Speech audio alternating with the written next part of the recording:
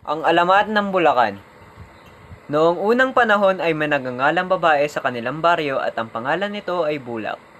At marami siyang katangian katulad ng mayroon siyang magandang kalooban, matulungin rin siya sa mga nangangailangan at higit sa lahat ay marunong siyang gumalang sa nakakatanda. Sa kanya, sa kanya.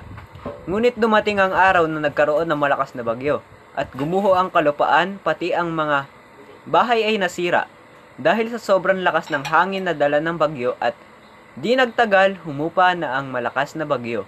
Ngunit dahil sa lakas nito ay nawalan na sila ng masisilungan. At ang pinakamasamang nangyari ay may mga nasawi sa dumaang bagyo. At kasama na nga dito si Bulak.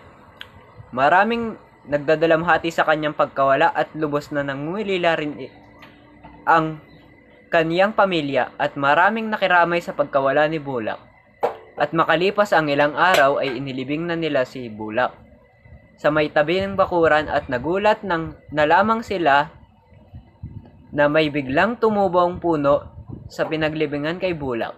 At dahil nga dito sa tumubo na puno ay tinawag nila itong Bulak at nang kalaunay naging Bulacan ang tawag dito.